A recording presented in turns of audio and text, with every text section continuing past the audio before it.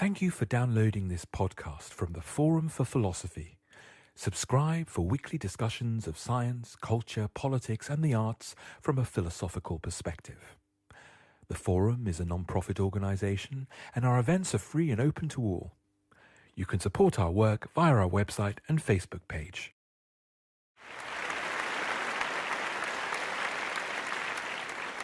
Good evening. Every strike, argued Lenin, reminds the capitalists that it is the workers and not they who are the real masters, the workers who are more and more loudly proclaiming their rights. Every strike, he said, reminds the workers that their position is not hopeless, that they are not alone. In times of strikes, the worker states his demands in a loud voice. He reminds the employers of all their abuses. He claims his rights. He doesn't think of himself and his wages alone. He thinks of all his workmates who have downed their tools together with him and who stand up for the workers' cause, fearing no privations. Strikes, therefore, he said, teach the workers to unite. And tonight we unite to discuss the history, ethics and politics of strikes. I'm Sarah Fine from the Department of Philosophy at King's College London and fellow here at the Forum, and I'm delighted to welcome our panel, comrades in arms, tonight. At the far end, we've got Dr. Joe Grady, who's a senior lecturer in employment relations in the Management School at the University of Sheffield. And we have Dr. Martin O'Neill, who's senior lecturer in political philosophy in the Department of Philosophy at the University of York.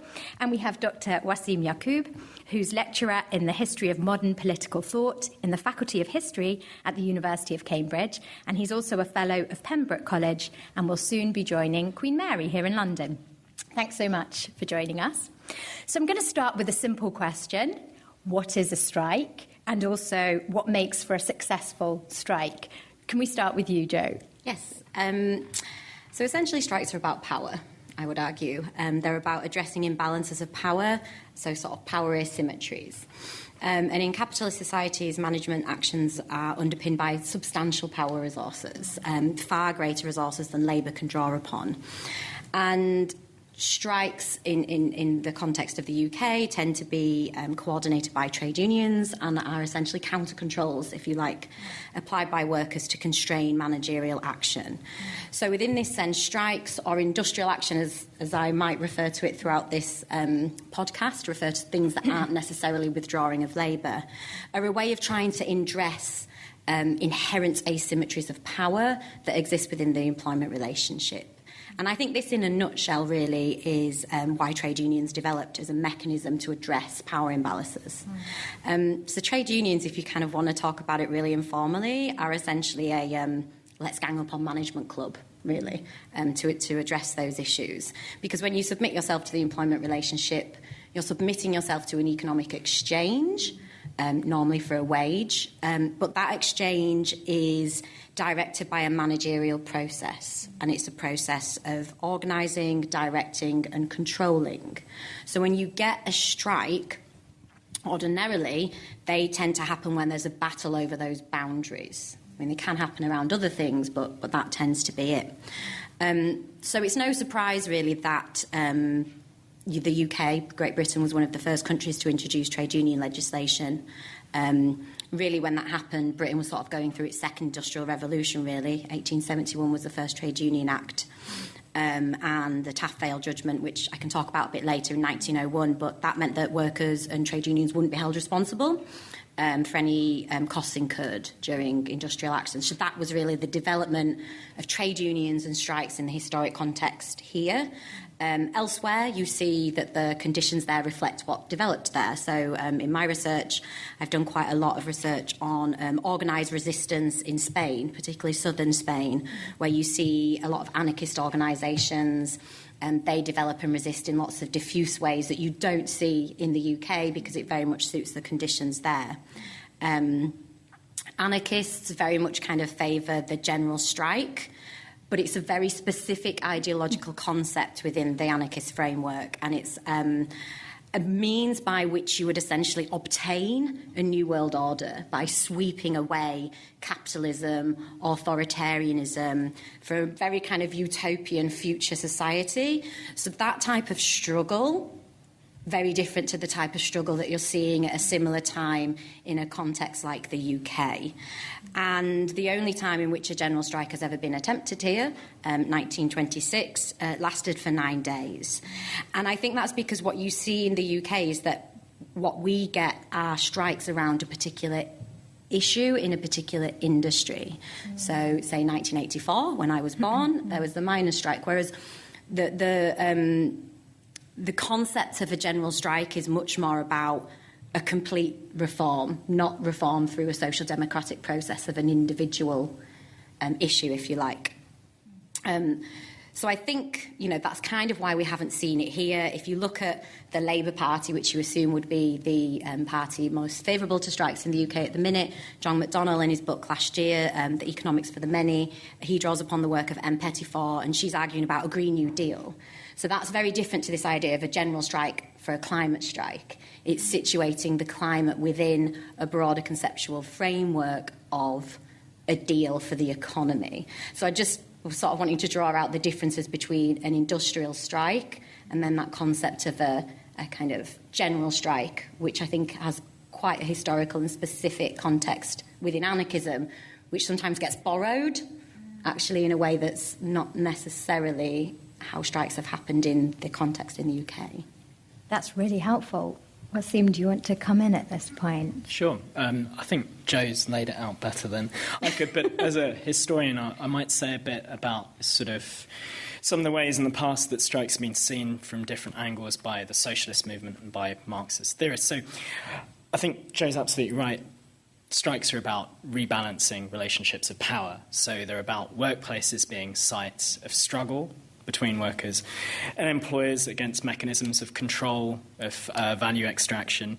But one thing about the way in which British trade union legislation has framed strikes in the political imaginary here is to make us think of strikes as primarily about economic issues, right? Confined to specific features of workplace exploitation or wages and pensions, right? So, and that's not historically been the case in the rest of the world or in the UK. And it's important to note that when strike action became a major force to be reckoned with in the late 19th and early 20th centuries, the working class movements often combined economic demands with outright political demands. So in 1842, we see in England the first what you could call modern general strike by the Chartists, and that combines economic demands with political demands, right, for parliamentary reform and so on. Now, it's not until 1894 till you get the next strike that's understood as a general strike, and that's in Belgium, and that's the working class movement striking for suffrage, not primarily economic conditions. So in this sort of dialogue between economic and sort of political goals, at the turn of the 20th century, socialists and Marxists in Europe are trying to think about the significance of the strike. Now, it's interesting to note that someone as closely associated with working class and socialist organisations as Engels actually thought anarchists like Bakunin, with their attachment to the idea of a strike, were asking workers to sit on their hands. So Engels' view was pretty much that a strike is not going to get working class power entrenched. You need to move to some forms of insurrectionary sort of action. And a strike is just one part of this panoply of tactics that socialists and Marxists can use. So the general strike for anarchists took on really major significance, as Joe was saying. But for Marxists in, say, the 1900s, it was just one of various weapons and could actually be quite a risky tactic for socialists to employ.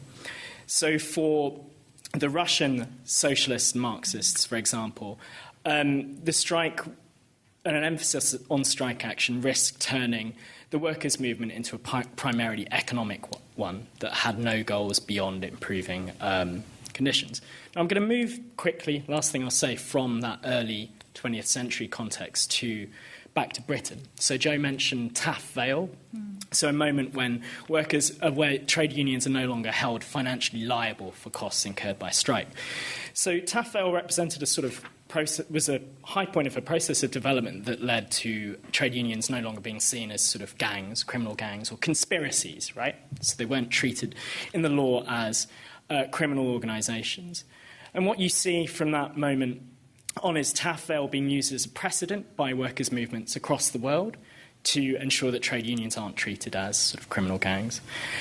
So in that sense, some trade union culture or some trade union principles flow outward from the UK. But what's interesting is that the UK, after the Second World War, especially in the 1970s, began to see a process of retrenchment after a period of radicalism from the 50s to the 70s, where there's lots of sort of undirected or not centrally coordinated strike action. And you see a clampdown on the rights of trade unions to organise and strike. So, for example, trade unions are asked to ballot in advance of industrial action.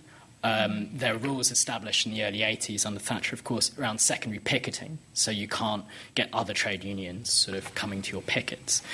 And I think 2016, when we see the Trade Union Act, is really a culmination of that, of a long historical development that actually means the UK has some of the most draconian, or the most draconian trade union legislation in Europe. So I think there's a sad irony that places where strike action was first developed as a powerful tactic of working class economic and political organisation is now seeing it rolled back to the bone and not far off being comparable from the US context. I think that's all I'll say on that. That's great. It's really interesting what you were saying about this division between the political and the economic. So in the Lenin speech that I mentioned, one of the things that he says is, you know, strikes encourage the workers to see their employers as deeply problematic and to see the relationship between them as adversarial. But also it encourages them to see the relationship with the government as adversarial because the government shows itself to be on the side of the employers, you know, sending out the troops to crush the workers and so on.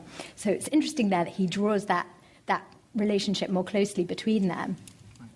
Sorry, could I say something briefly on that? Yeah. So one way to think, perhaps, about strike action is that it's a practical event that changes the sort of consciousness that individuals have of their own situation.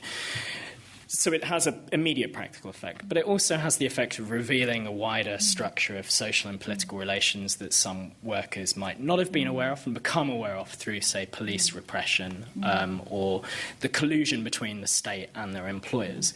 So there's also an effect it has on the ways in which ordinary working class workers and the working class movement see the political system operating and link their own lives to political change. Great, thank you. Perfect moment to bring in Martin.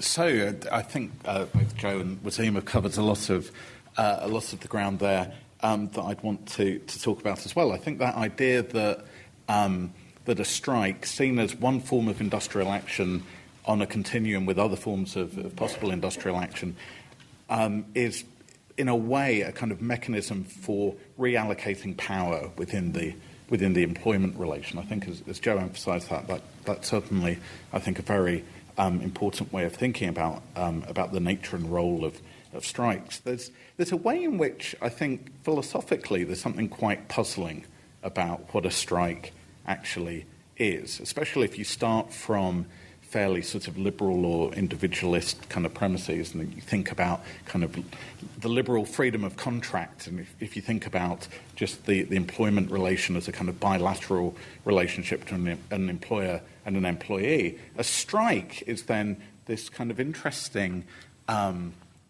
phenomenon where, in the very nice terms of the political theorist Alex Gurevich, who's written very, I think, revealingly recently about strikes. He says, what a strike is, you're quitting work without quitting the job, right? So you're, in one way, perhaps, sort of not keeping up the terms of that kind of bilateral relationship, whilst you're also at the same time sort of now retaining a claim on the job, even though you're not participating in the work that would normally go along with it. Now, I think, as Waseem emphasises, it's really striking kind of how much of an outlier the UK is, where that kind of very individualistic understanding of the employment relation really has a kind of ascendancy here, such that under British kind of the kind of British approach to thinking about trade unions and about strikes, it becomes much more of a puzzle to think how you can quit work but retain that connection to the job. Whereas, of course, in many other jurisdictions, the right to strike, the right to engage in that kind of industrial action is seen as either as a human right or as a constitutionally protected essential. So I think there's definitely a different way, perhaps in some ways a kind of less individualistic way, that thinks of the employment relation as a kind of central feature of how we organise our societies, and then thinks about the way states kind of regulate that employment relation, not as something that should sort of start from a framing in terms of that just simple bilateral relationship, but that starts from a kind of broader sense of what the demands of a just society might be, and that then, creates some sort of constraints on how the employment relation can work that might in some ways be quite different to how we think about that relationship if we start from a more individualistic beginning. But so in preparation for this, I just thought, okay, that it's very clear, I think, if one starts from a more sort of socialist theoretical starting point, how one can sort of defend the importance of strikes as a kind of very important kind of agency that trade unions can have. But it's very interesting, I think, how despite the kind of surface puzzle from a more liberal perspective of making sense of the strike as a kind of something that might deserve protection in law, you have some of the most important figures of sort of British 19th century and early 20th century liberalism defending the strike. So John Stuart Mill says in the Principles of Political Economy that the strike is an indispensable means of enabling the sellers of labour to take due care of their own interests under a system of competition. Strikes, therefore, are not a mischievous, but on the contrary, a valuable part of the existing machinery of society. Or Hobhouse, Leonard Hobhouse, in his book Liberalism, says that the emancipation of trade unions was in the main a liberating movement because combination was necessary to place the workman, gendered language, but the worker, on something approaching terms of equality with the employer, and because tacit combinations of employers would never in fact be prevented by law. So the thought is that capital comes ready organised. I mean, this fits with what Joe was saying. The interests of employers, they come.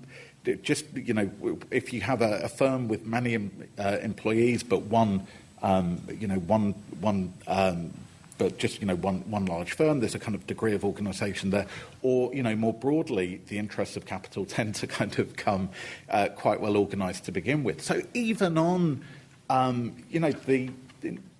the sort of impeccably liberal starting point, the sort of non-socialist assumptions of someone like Mill or Hobhouse, there's a sense in which you could think of the strike and the importance of having some legal protection for strikes as a way of kind of ensuring the value of freedoms within the labour market, because if you didn't have that there, the sheer scale of the asymmetry in power between employers and employees would mean that those kind of market freedoms were simply without value for workers. So, so I'll stop at that. Fantastic. So we've talked quite a lot then about strikes as an effort to kind of rebalance power or something like that. But then we know that some strikes are unsuccessful at doing just that. So could we say a little bit more about what makes for a successful strike? What are the ingredients of a strike that goes well? How do we determine whether or not a strike has been successful?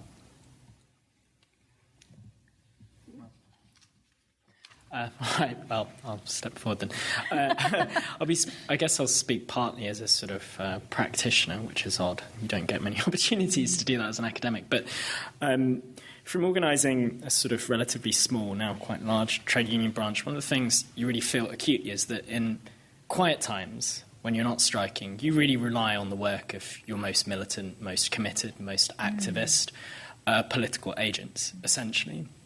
Then the difficulty when you're trying to move lots of people who are not so politically committed into action is to find some way of joining the political goals and aspirations and economic demands, welding them together, so to speak, so that you can carry forward people who maybe aren't so committed to industrial action. And that is quite hard to do without compromising constantly with the sort of silent majority that are part of a lot of workplaces and workforces. And I don't think there are really any ready-made plans, therefore, for how successful strike action pans out in various places, because of this thing about there always being demands that go beyond the immediate economic situation that everyone in the workplace will have, right? So you're not just trying to see whether people are willing to stay out on strike because of this one particular thing. There's often a whole host of other grievances that you're trying to weld together or get people to help you weld together. Yeah, and I would follow on from that. I think a lot of the research that I do looks at solidarities and how you mobilise people to recognise that they have solidarities, because part of encouraging people or people seeing a need to take part in again, I'm going to call it industrial action rather than just strikes, because industrial action can take many forms that isn't necessarily withdrawing your labour, that can be incredibly effective. So I think a lot of the time you might want to use this language of making the personal political. So at what point does our workplace issue that you have connect with other grievances, and you actually see that there is a thread that connects all of these that requires a collective response. And there's different ways in which you then mobilise people, and like you say, maybe those people that you would traditionally say sit in the silent majority actually step forward and say that affects me too. And I think the role of, like a branch activist in a union, that ends being their role a lot of the time, actually articulating where solidarities are, demonstrating them, and demonstrating that action together is way more effective, because, much like Martin was saying, whether capitalists or industrialists or, whatever the kind of regime that you're organising within, whether they have ready-made interests or whether they just benefit from a disconnected set of regulatory mechanisms which mean that they benefit, they are a kind of a ready-made group of people who at least their interest is to keep on appropriating value. So at that point, you have to find out a way to allow people to acknowledge that they have a set of interests and that there are solidarities there to be forged. And I think that's... Because strikes, how do you say if a strike is successful? Do you get all of the demands that you went into to get? Maybe not. Does that mean the strike wasn't successful? I don't think so. I think it depends on whether you shift the narrative and discourse. Does something that was seen as impossible actually become part of the terrain of a new workplace regime? Do the lowest paid workers benefit, but not everybody else? So I think I would be really careful to kind of use that language of either successful or not successful, because I think the legacy of people feeling confident from action, even if the result wasn't exactly what they intended, of raising expectations about what you can demand and expect from work, is really, really important, whether or not you get, everything on your wish list. Fantastic. So I think I'd agree with that. Obviously, there's one way in which you can think about a strike being more or less successful in terms of the explicit demands of that industrial action. But, of course, I mean, in a way it goes back to what E.P. Thompson said about the Chartists, right? So the Chartists didn't get the People's Charter that they were campaigning for, but, that action, maybe obliquely, maybe in an indirect way, had an incredible sort of set of consequences in terms of the development of solidarity, the development of a sense of kind of individual and collective political efficacy. And, I mean, it seems to me that very often when you have what are in many places very hierarchical employment relations and a sense where work can become a kind of venue for disempowerment, cynicism, detachment, all the sorts of bad psychological consequences that work can generate, and which then might undermine our sense, as citizens, that we've actually, got common projects that we can realise that we actually can kind of engage as citizens within the kind of democratic public sphere and make things happen. I think one thing that can really go well when a strike is successful in mobilising people, in creating relations of solidarity, in creating a sense of kind of shared political efficacy, is that it can have sort of longer run, knock-on effects within the kind of broader political culture, both within particular workplaces and more broadly, that don't very easily get captured if we just think about the success or failure of strikes in terms of the realisation of immediate demand. So I think it's very important when we think about strikes to think about that kind of broader social and political context and to kind of judge them as well by those standards. And I think I'd just add to that, as someone who studies industrial disputes, it's really unusual for a dispute to kind of be fully over, quite whatever that means, like under a 2-year period. They really, in this current historical period, they run and run. So at what point do you quantify, however you would quantify it anyway, just how successful a strike was? If after 2 years one of the managers who was most detrimental to the workplace regime leaves because their working life has been made intolerable because of actually the resistance that's been generated, does that count as successful? I would say so, for the longer term of that workplace. Can I give an example of a failure? Quite a major failure. Because sometimes strikes, obviously, and industrial action fails disastrously. And I think this goes to what Martin was talking about, citizenship and understanding your place in relationship to the state and what agenda the government has in relation to the strike. So in the early Reagan years, the air traffic controllers turned down an offer from the government, they were government employees, that they didn't like because they thought they could actually go out on strike and win something better. They had actually, as a union, backed Ronald Reagan. So they thought he'd be sort of sympathetic.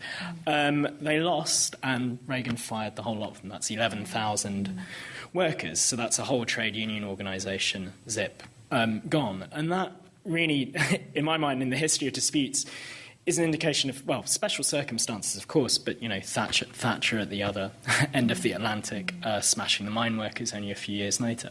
But it brings home how unions do have to read the wider political situation really carefully if they're mounting even a small or medium-sized strike, because you'll run into things like public support, now incredibly important, seeing as you can't have secondary picketing. So it's that set of political demands and choices and relationships that also makes or breaks strikes and industrial action. Brilliant. Thank you so much. There's a lot that we could talk about here. And at this point, I want to bring in our audience. So in a second, I'm going to ask the panel a bit more about the ethics of industrial action. Think a bit more about, why should we consider strikes a last resort? But for now, does anybody have any questions that they'd like to ask on some of the material we've just heard?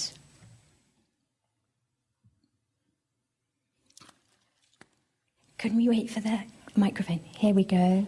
And then... Okay, thank you. It is like that you are talking about strike. I'm an economist. To try to understand that from an economic point of view, strike, democracy is kind of luxury.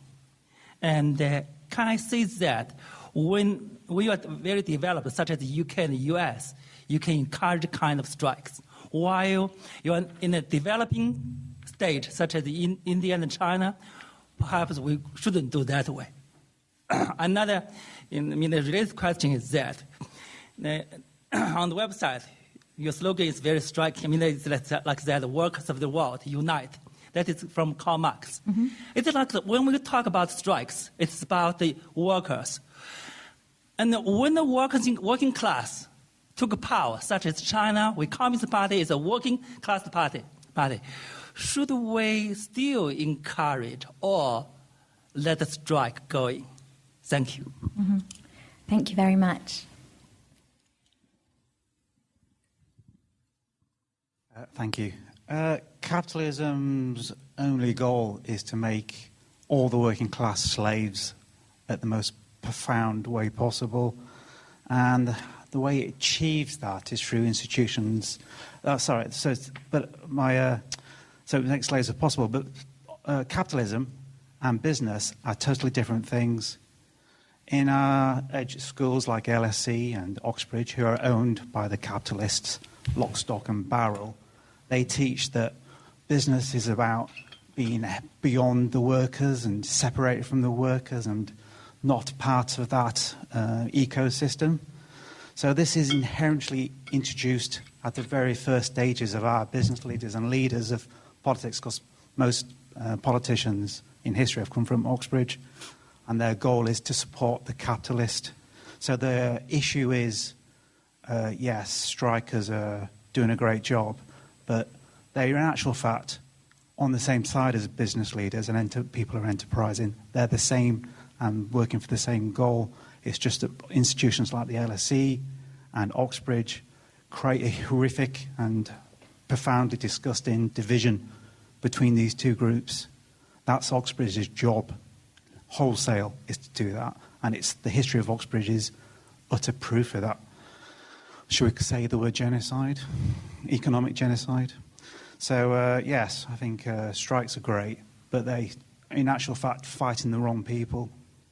So, okay, thank you very much for those questions. So we've got the question about whether democracy and strikes are a luxury and whether they're appropriate in contexts where the workers have taken power, and the question about capitalism's goal, making workers slaves. I'm happy to respond. So if there's one comparator, which is industrialized democracies with high standards of living, and then you have countries like where my family from, India, where workers are have much lower purchasing power, they have much less economic power. Well, there's a moral question first, which is whether workers have a right to go on strike at all, and my answer to that would be yes. I think workers have a right to withdraw their labour. But there's also a wider economic point there to make about how redistributing wealth and spreading wealth more equally in societies like India, for example, is beneficial to the economy at large. It increases the purchasing power of consumers, it generates economic growth, and that my view is that strike action, industrial action and trade unions are one of the most powerful mechanisms for achieving that redistribution. So there is a powerful case that for the rapid development of nations that have, say, low GDP, actually strong unions are really important to generating growth. The other thing I'd say is about states about socialist regimes which claimed to be run in the name of working class power, the Soviet Union and China under the Communist Party. Well, two things there. I suppose the point is that in the case of the Soviet Union, for example, I know more about that case, the state claims to be run as an organ of working class power, but in practice, trade unions and all forms of workers' self-organisation were turned into state organs, right? They had no independence. They were essentially company unions, you could say. So in those circumstances, the people running those states clearly thought that workers shouldn't be allowed to go on strike. But the point is, these were regimes born out of revolution, and what actually happened is that workers' demands for self-organisation were crushed pretty quickly. So the Soviets in Russia in 1917 and 1918 were independent sources of power. They had freedom of debate within them, and the new regime saw them as threats to central control. So I think the thing to think about when we look at the history of state socialist regimes is actually to see how they've suppressed working class self-organisation, not how the working class, when they've been in power in these regimes, have then decided strikes are a bad thing. I don't think that's how we should look at it. So I think I'd agree with all of that. We've seen if you think back to the 30s, Keynes said it was a stylised fact of capitalism that the relative proportions of factor shares going to labour and going to capital were constant over time, right? That nothing really shifted, right? And, that could be taught, sort of 70 or 80 years ago as just how economies work. Now, of course, what we've seen everywhere, both in developed and in developing countries, is this huge shift in terms of factor shares away from returns to labour and towards returns to capital. And, if anything, those have been sharper changes in a shorter time in developing economies than they have been even in the more developed industrial countries. So I think Waseem's absolutely right that if we care about the distribution of economic returns, whether that's in in a country like the UK or whether that's in India or China or whatever it might be, trying to think about what the institutional preconditions might be of having an economic settlement that's more egalitarian, that does more actually to make sure that that workers as well as capital owners are getting a share of that economic growth is something that if you think about the range of institutions, actually existing institutions that might do that, it doesn't seem like there's anything that would do better than unions, right? Unions are a tried and tested institutional mechanism for trying to arrest that kind of decline in the labour share of economic returns. I mean, today we had Angus Deaton's the sort of announcement of his commission with the IFS, where he was talking there about one of the factors that explains the very worrying levels of inequality in the UK is to do with kind of declining union density and where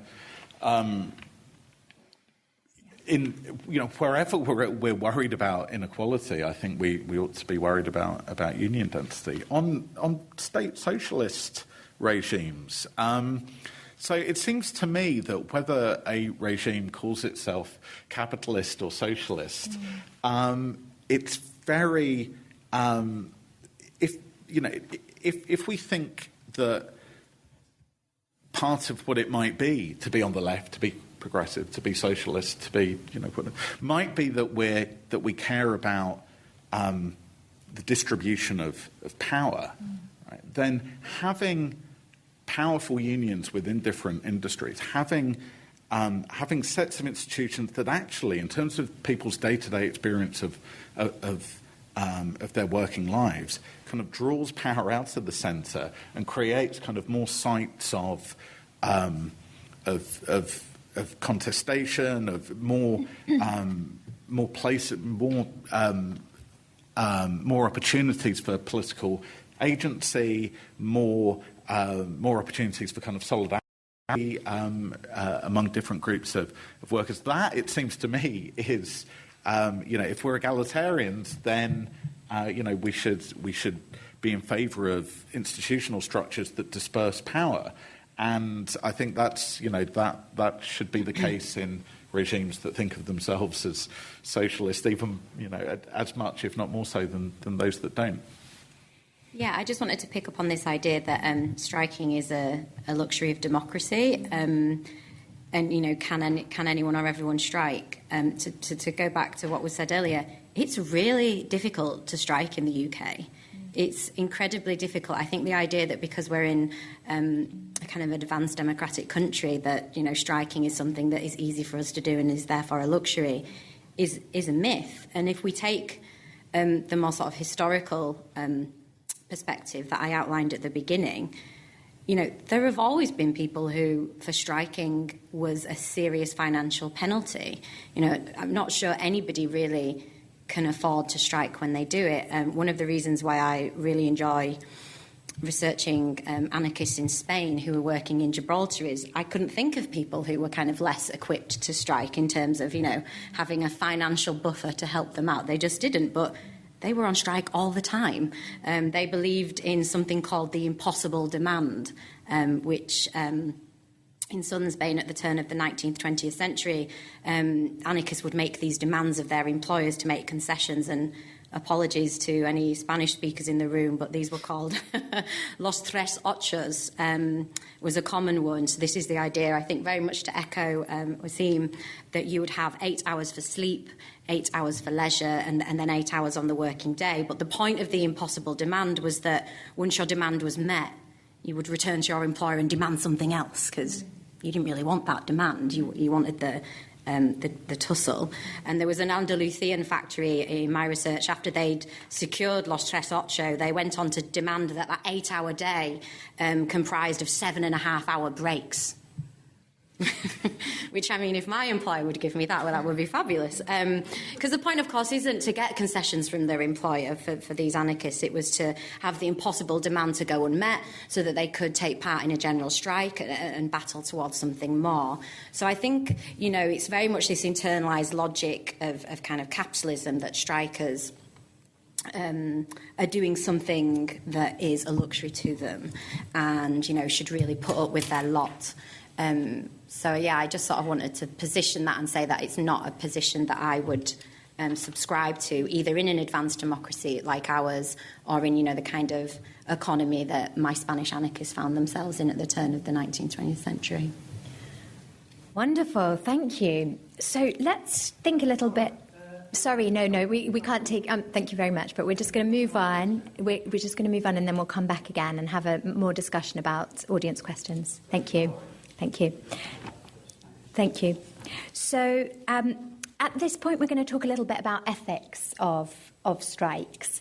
And here I want to talk a little bit about the idea that strikes are often seen as a last resort. So you've already said, Joe, well, industrial action, you know, happens across a spectrum. Why see strikes as a last resort? Should workers of all sectors be permitted to go on strike? So can we have start thinking about that? Should we start with Martin? Sure. Yeah. So, I mean, as Joe said, that there are costs attendant on striking, costs for the workers in terms of lost wages, costs in terms of, you know, the kind of broader disruption of stopping work, such that if there's a way of achieving some of the demands that one might have as a union member without having to strike, then it seems reasonable to try and pursue those other mechanisms to do that. And where it seems like a large part of the role of the strike is as a kind of backstop, right? It's as the kind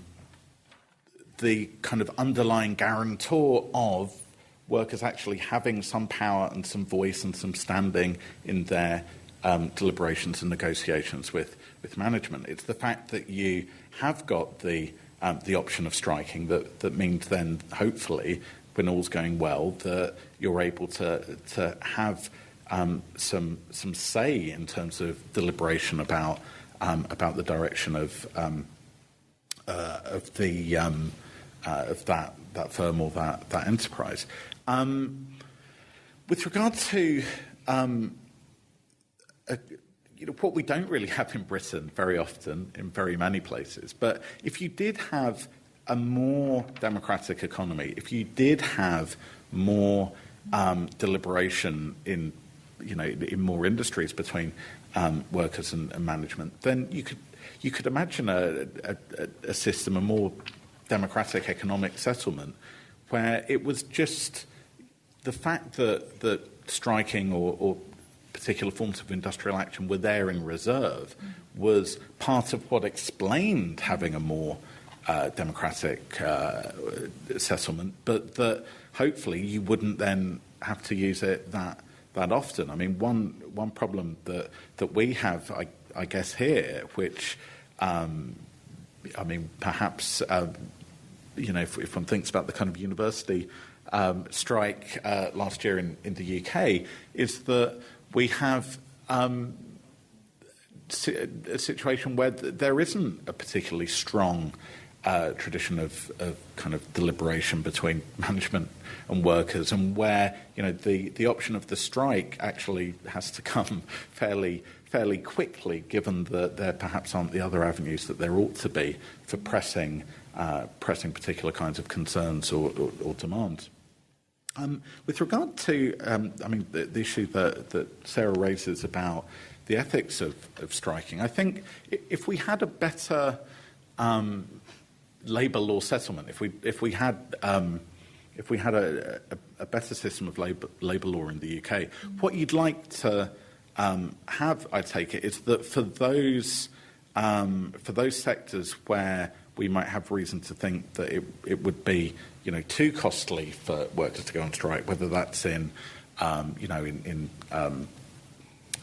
fire service or the parts of the NHS or whatever it might be, that we could have some other kind of mechanism, whether it's some form of independent binding arbitration or some kind of something else that could sort of play that role as a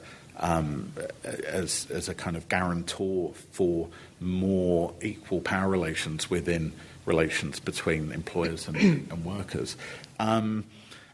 Obviously, where we don't have that, we just come up against, I think, what might often be just quite difficult ethical dilemmas where obviously there could be circumstances where the kind of political and economic gains from striking would just have to be weighed against the other kinds of social costs that go along with that. But I think that just even for those of us, let's say, working in higher education, we were very aware of the costs of strike activity in terms of our students, even if we'd be kidding ourselves if we thought we were the most vital workers in the economy.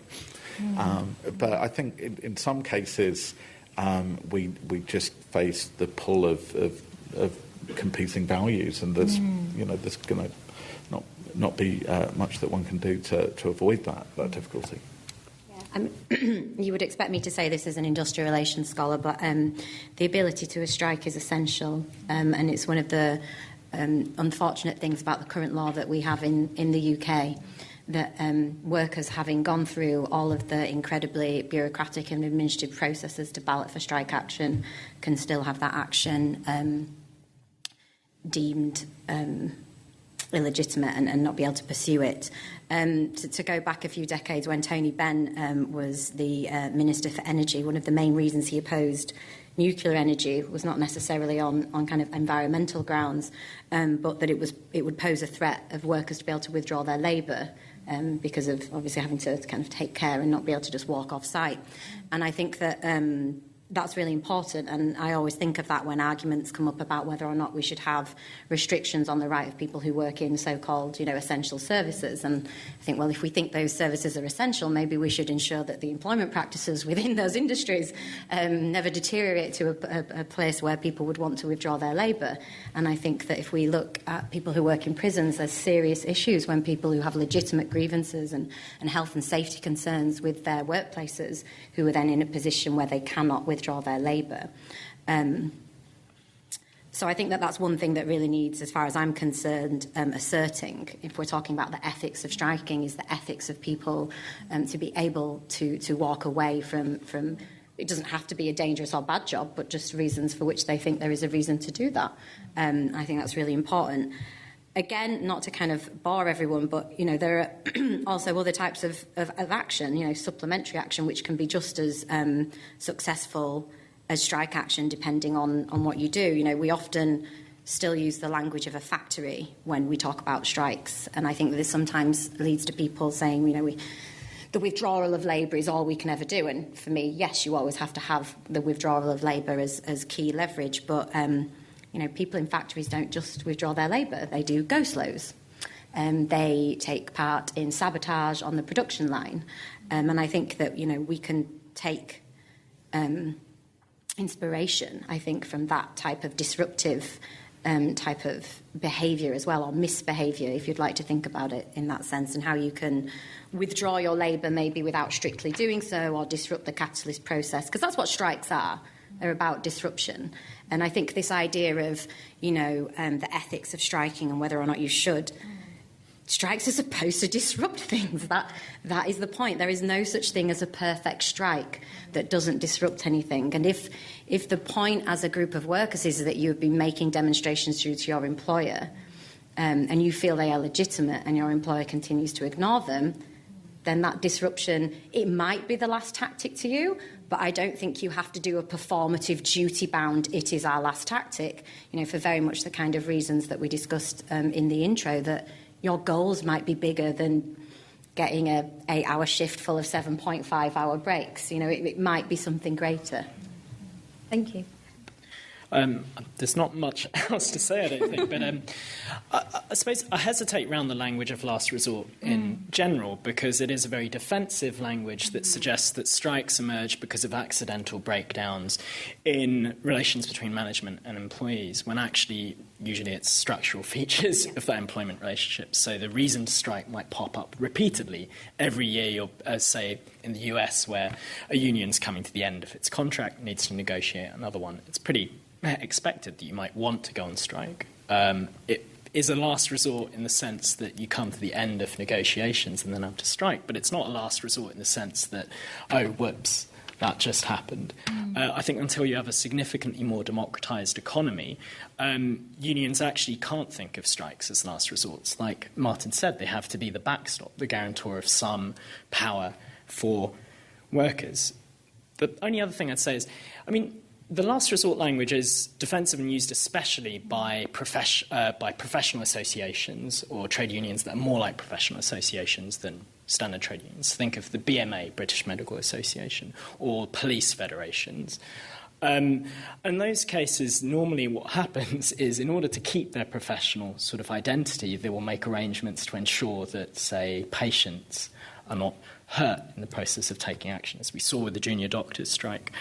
But it's also the case that governments are anxious to expand the definition of essential services, right? Last thing. So in 1919, there was a police strike in the UK, and after that, there was legislation passed to stop these essential workers, essential to public order, going on strike. So what you then had was a police federation that agrees never to go on strike and just instead voices its demands in various ways. And in a way, you can think of lots of professional associations as being like that, saying we will never strike except as the last resort. But as we've seen, the balance of power in the economy now is such that large groups of workers, large swathes of industry, of the economy, have people who would never dream of going on strike or in essential services, but probably need to use that last resort in order to stop their pay and conditions being driven down sort of cataclysmically. And just to add to that, safety. If you think about firefighters in the UK who have been combating consistent cuts by this government, because if you shut a fire station, if you think about where I live in Leicester, there was plans to shut the central fire station. That meant that the station out of town would be servicing some of the homes that the previous station that was supposed to be closed would have done. That drives up the response rate. So that means not only the firefighters, when they're having to attend whatever the incident is, have a greater chance of some form of injury or fatality, but also the people who are in that residence or building. So it's not just terms and conditions for the people in these essential services. It's, detrimental to their own health or the health of the people that they are helping. And you very much saw that in the junior doctors dispute as well. And I think that it's a balance, as Waseem rightly said at the beginning, about how you frame your dispute in order not to alienate the public. But I think one of the reasons that the junior doctors dispute was so successful in garnering public support was the slogan that they used, which was "not safe, not fair." Because they were making the point that not only was the contract not fair, but it was not safe for them or for their patients to have those types of working practices thrust upon them. And the same is very much if you look at the details of the firefighters' disputes that they've had ongoing ever since 2010. And I think that the right to strike and the strike not being the last resort is really, really crucial, as you say, when we're actually talking about essential services, where these, which can be life or death situations. Fascinating. I'm not going to quite play devil's advocate here, but one major historical shift that makes the language of last resort more prevalent is private to public sector trade unionism. Like in advanced industrial economies, private sector trade union sort of rates and proportions of have plummeted. It's much more common to be in a trade union in the public sector. And that means when you strike, you're often seen as attacking ordinary citizens rather than just your employer. So the relationship becomes one that can be presented as an attack on citizens and on the democratic order itself, right? And Thatcher was able to use that argument even for miners who weren't providing, face-to-face services. So I think there is a historical shift that makes this language much more common. Completely. If you think about the service relationship, normally you have a manager or, a boss and a worker. When it becomes a service, that relationship becomes triangulated. And the customer then becomes part of that managerial relationship. And exactly what you're saying plays out in how disputes are managed and so on. Wonderful, thank you. So we're going to open up again for some questions. I'll take a few, and don't be offended if the panel doesn't answer your question directly. They can choose which ones they want to answer. And I'll take a question over here, first of all. Right. So Martin mentioned greater democratic worker control as perhaps an alternative, sort of an ideal alternative to strikes to achieve the same ends. To what extent do we have real-world examples? So obviously Germany doesn't have full democratic control, but there's greater worker participation in corporate boards, and it's been claimed that there's lesser prevalence of strikes and there's a causal relation between the two. Does Germany provide an example of a direction that maybe it's not available in the UK, but that might be preferable, and are there other examples? Thank you. And we've got a question here. Hi. So my question is about illegal strikes. So given each of you said it's, almost insurmountable obstacles in the UK and elsewhere to go on strike, are there prospects or, should people consider wildcat strikes, illegal strikes, and is there anything that we can learn from the history of strikes about how that would happen and from different countries where workers have engaged in illegal strike action? Thank you. So I'll put that back to the panel. We've got the question about the German example and the question about illegal strikes. Martin, do you want to kick us off? So it seems to me that there's two sorts of questions that it's very important to keep apart, two normative questions. So one would be really a question of what a better industrial settlement might look like. What would be a kind of, in John Rawls's terms, if you think about the organisation of the basic structure of society, if you think about how the main political and economic institutions fit together, obviously the way that the employment relation features as a part of that set of institutions is going to be an aspect of tremendous significance for how people's lives go and for the way in which a set of institutions working together might or might not be justifiable to those living under it. So there's a kind of more ideal question about how would we think about the right to strike or the function of strikes if we had a magic wand and could create a very different industrial settlement, a very different way in which work was regulated. And a very different question is then to think, given our very different circumstances, given that we're a very long way from anything like a just set of institutions regulating the employment relation for people, how should we then think about the ethics of striking within that? So I think just one very general thought there is that it would be, and this is a philosopher's answer rather than a historian's answer, but it would be very puzzling if it wouldn't, in some circumstances, be morally justifiable to have certain sorts of illegal industrial action under conditions where actually, we're very far from the kind of just regulation of work, and where, we simply haven't got the sorts of institutional structures for dispersing voice or power or for creating more, a more egalitarian economic settlement that we would have if we had very different institutions. So that's a very kind of abstract answer, but I think it would be it would be very hard to see why it would be the case that you couldn't have a morally justifiable illegal strike. In answer to the question about other kinds of settlement and whether, as it were, the strike might be a less necessary feature of kind of union activity under circumstances where actually there were different ways in which people could exercise voice and power within work. I think that's exactly right. That a more kind of corporatist settlement hopefully would have points for the exercise of voice and power that wouldn't exist in a more adversarial system. Now, I don't know whether that's how that's borne out exactly in the data, but it wouldn't be at all surprising if an economy like Germany, where actually there are more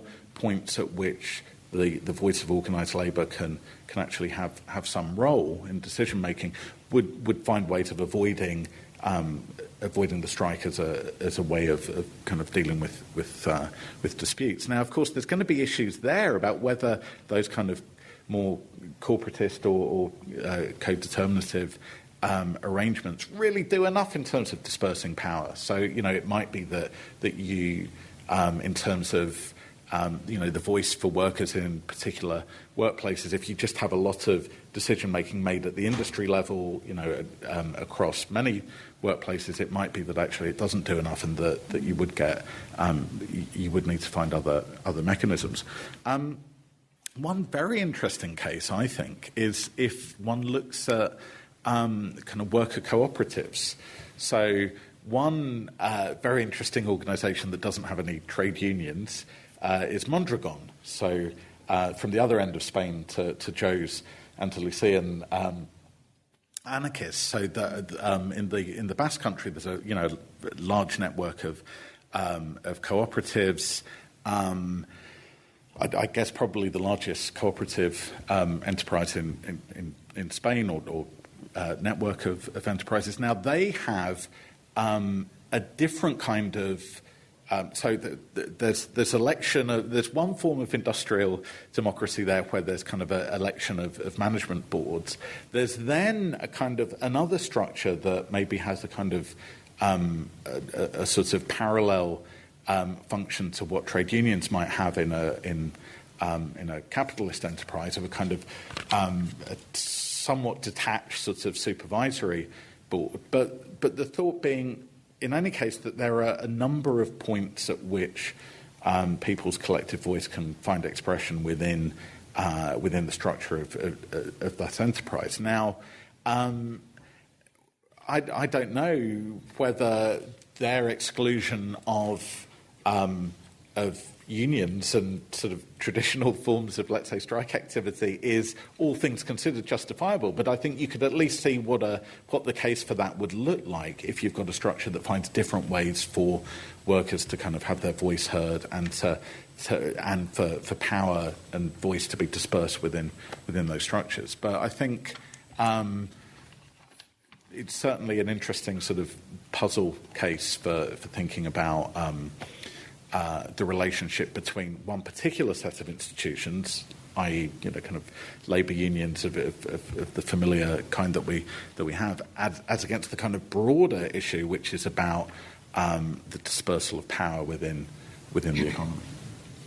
Thanks so much, Martin. Sure. Waseem, do you want to come in here? Yeah, I'll say something briefly to the illegal strike action question. I think I'll come back to the question you asked last time.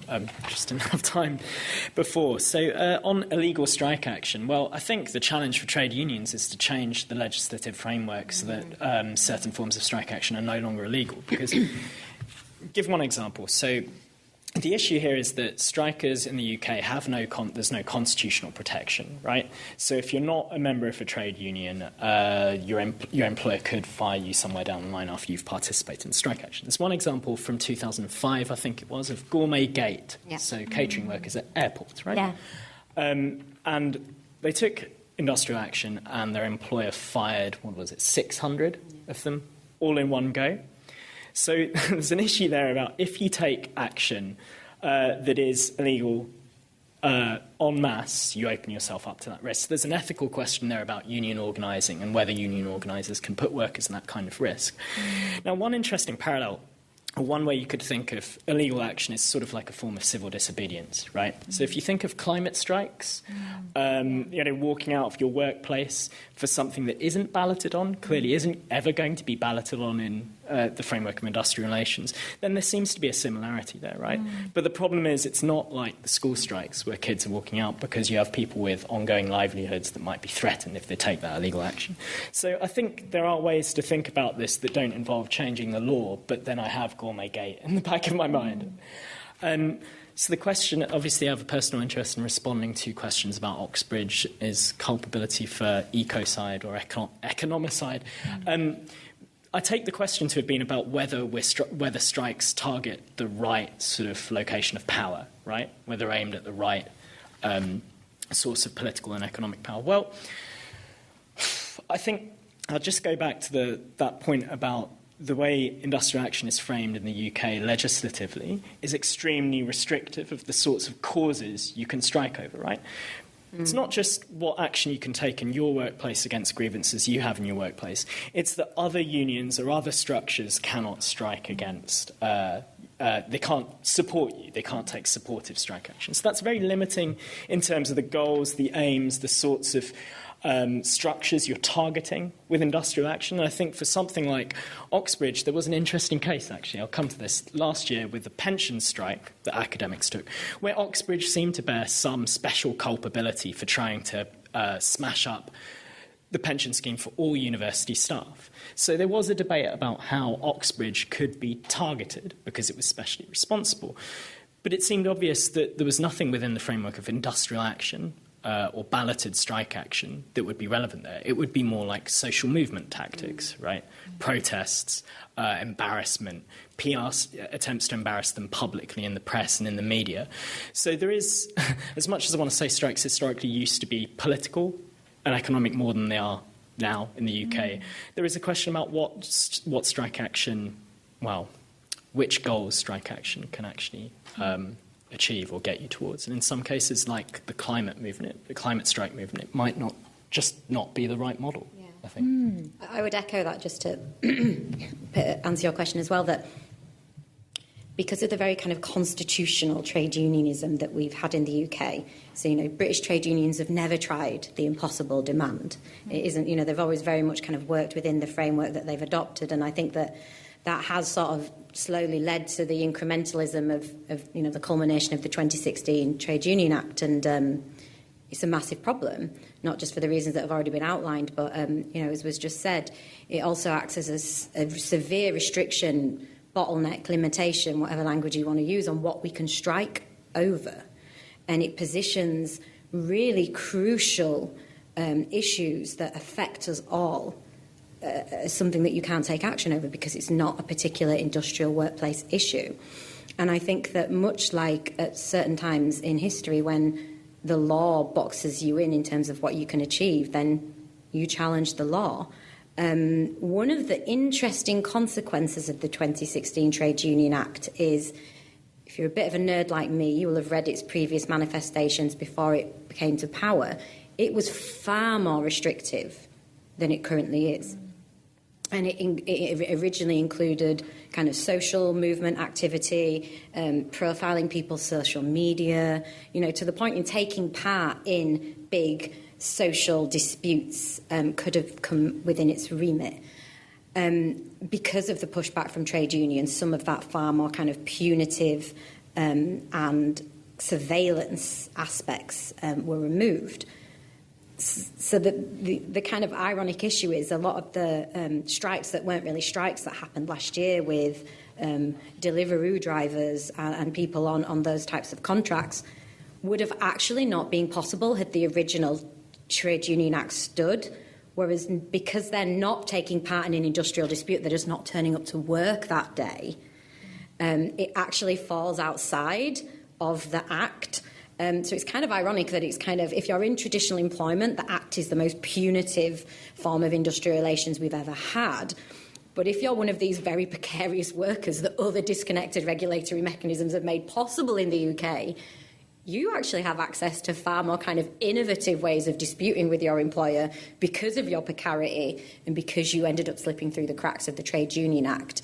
So I think the challenge really for the trade union movement is to find sort of disputes and campaigns with sister movements, whether that's a trade union or the climate strike, to demonstrate the way in which the Trade Union Act acts as an influence to deny us all opportunities to take part in serious campaigns that could seriously change the trajectory of our economy, the extent to which we are stopping freedom of movement, all manner of serious challenges that just don't happen to fall within the workplace issue. And just finally, another example of this, if you're familiar with it, is a union called ACORN, which organises through households. It's not a workplace trade union. So it basically organises people who are mostly in precarious employment or at least very low paid via the household. So it targets, kind of bad landlords. It helps people who are being evicted.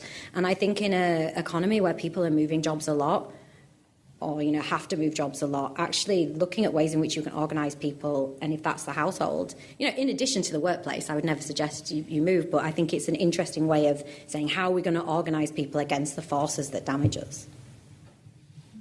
Brilliant. Thank you so much. So we're just going to have a little bit more discussion and then we'll come back again for further questions. What I'd like us to think about in this last part is the current social and political context in which we find ourselves. So commentators often describe this as a time of a crisis for social democratic parties across Europe, rise of populism. In the UK, for a long time, we've seen austerity policies. How should we think of strikes in this particular context? Should we expect the number of strikes to rise? Do we think strikes are going to start looking quite different? So can I start with you? Sure. I think these kinds of events always someone quotes Gramsci. Pessimism of the intellect, optimism of the will. So I think in Western Europe and the United States, if we're talking about the sort of political and economic structures that shape the trajectory of the trade union movement, then it's clear that lots of the energy that once fueled a sort of adversarial trade union culture has been sapping away for quite a long time. But I just want to zoom back, because this is an area I work on, to one context where democracy and social democracy specifically seem to be failing, and this is Weimar Germany, obviously. So a loosely social democratic constitution with some internal contradictions, one of the largest socialist parties in Europe. Socialist intellectuals were wondering why they simply weren't able to achieve far-reaching reforms, and also why the threat of fascism was intensifying at the end of the 1920s. And one theorist, a Labour lawyer called Franz Neumann, came to the understood how the hierarchical structure of workplaces, the feeling of powerlessness that employees have in the face of highly rationalised, technologically sort of driven change and forms of control in their workplace, would lead to sort of people having outlets of frustration that didn't necessarily produce sort of rational democratic outcomes. Fascism as one example.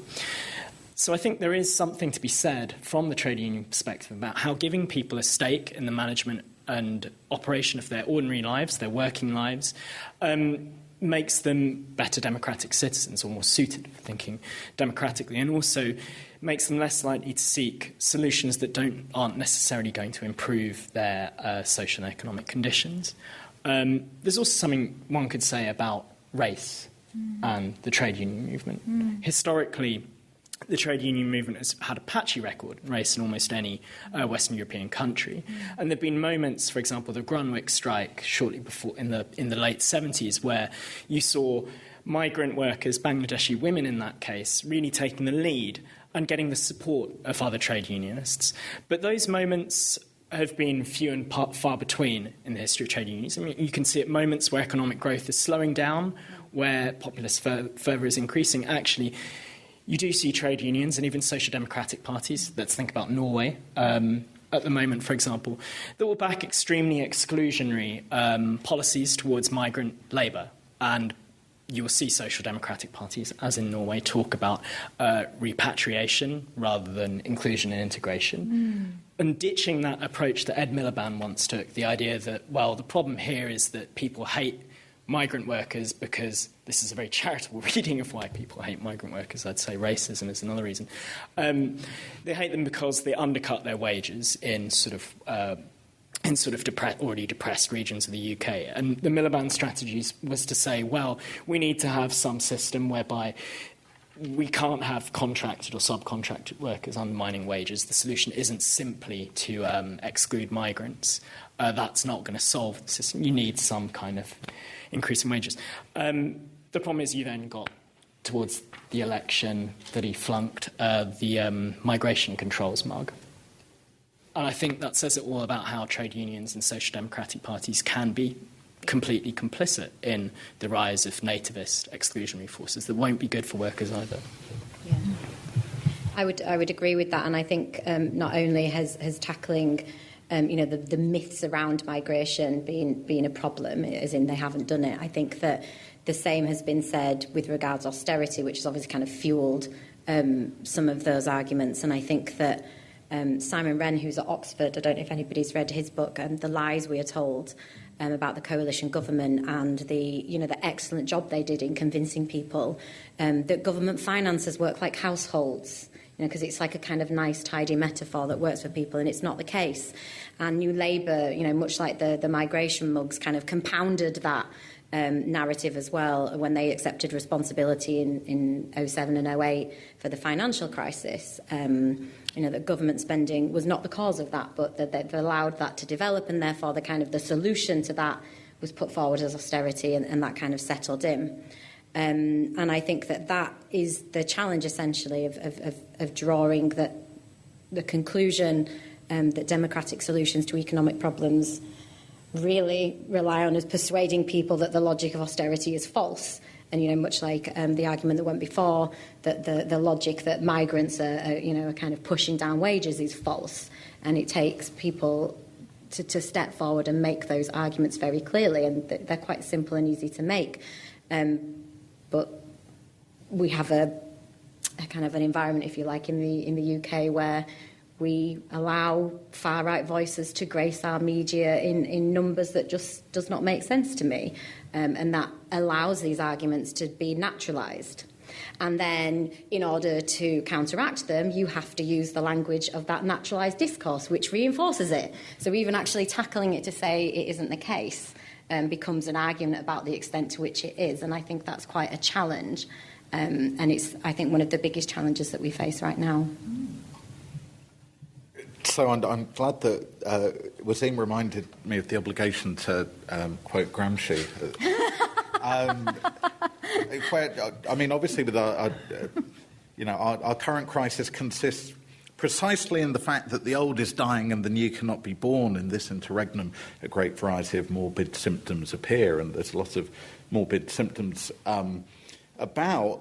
So it seems to me that the point that John Stuart Mill emphasised, that a more democratic way of organising work, a more democratic way of organising the economy could create the conditions for having a more successfully democratic society. I think that point is just tremendously important, and it goes hand in hand with the thought that we can't really go on as we are with an economic settlement that's increasingly inegalitarian, where the kind of runaway inequality with a small number of people increasingly getting the lion's share of economic returns, that's not politically a sustainable model to have. Now, it seems to me that both traditional labour unions and the kinds of organisations that Joe was talking about as well, things like Acorn and renters unions, or more informal movements that bring together people in more precarious forms of employment, that those sorts of institutions that create solidarity, that help people collectively to recover a sense of political and economic agency, that help people kind of collectively to come to a framing and an understanding of their economic circumstances, that then gives them a path forward to kind of charting solutions, that those sorts of institutions are going to be of tremendous central importance if there is going to be a way out from this current disordered, unjustifiable economic settlement to something that actually might function and be justifiable to people, and give us a path through. So, could they be enough? Well, I think they could be a huge part of the picture, and I mean, what one might need is the small opening that one would get with. I mean, one thing that keeps us creates the terrible difficulties that we have in terms of not having a sufficiently dynamic or egalitarian public culture in terms of British politics is exactly the fact that we have these incredibly restrictive sets of labour laws, and the fact that we don't have kind of fertile ground for the development of a more vibrant union movement. So, to just say something optimistic about the Labour Party, rather than looking forward, rather than backwards. I think it's very encouraging that what you now have is a Labour Party that will back strikers and that will just come out very explicitly and express solidarity with those engaged in industrial action, as the Labour Party did when we were all on strike last year. That was a very heartening thing to see. And if there's a future government in this country that were, let's say, to rewrite British union legislation along the sorts of lines that one sees in the very interesting document from the Institute for Employment Rights, their manifesto for labour law, which would, to connect up with what Joe was saying about secondary action and sort of broader forms of industrial action that can be focused not necessarily on very narrow or very local terms and conditions sorts of issues, but that could give the capacity to broaden that out. I think those sorts of changes in the kind of background labour legislation could then actually create the conditions under which we could hopefully see the emergence of a large change towards a more kind of democratic and a more egalitarian economic settlement. So that's my hope. Wonderful. Well, we've got 5 minutes left, so I think we have time for 2 nice, succinct questions and then last words from our panel. So we've got, I'm going to take these 2 questions at the back here. Nice and short, please. Okay, my issue is the question of industrial democracy and the current power structures mentioned by the last speaker in terms of the legal infrastructure, which is, in my view, very anti-union. Does the panel believe that, despite what has happened in the past 40 years in terms of strike action, can strikes really be considered a luxury, considering the redistribution of wealth, less pay, with less strikes equals less pay, and the poverty and inequality that prevails since the capitalist crisis of 2008? Can strikes really be considered a luxury, despite all those? Thank you. Yeah, this potentially opens another kind of worms, but I'm just wondering, the kind of framing that we have contemporaneously of industrial relations, I'm wondering if this isn't slightly ahistorical, given, panellists here have mentioned certain aspects of these kind of things, but how much more diverse the tactics of labour movements, actually before really the 1970s and the shop stewards movement, the 1970s, were, in terms of the amount of, the Glasgow rent strike, all these kind of things, and the way in which, workers and railways didn't get people out on strike. They'd sit down on the railway track rather than, I wonder if that doesn't distort our idea of what industrial action means. And I'm wondering actually as well, if the panellists kind of comment a bit on the role of the trade union bureaucracy actually in quite opportunistically shaping that, in the sense, in Unite Rank and File, you've got Unite bureaucrats handing lists of blacklists to employers and this kind of thing, but obviously the introduction of facility time, the kind of development of partnership relations with employers, etc., how this really actually does really distort our conception of what industrial action can be. Thank you very much. So I'm going to give our panellists 1 minute each to respond and wrap up. And we'll start with you, Waseem. Oh, Thank really? you. Okay. So the first question is, if I understood correctly, it's about strikes being a lottery. Was it a luxury? Luxury. A luxury. A luxury, yeah. Sorry, yeah.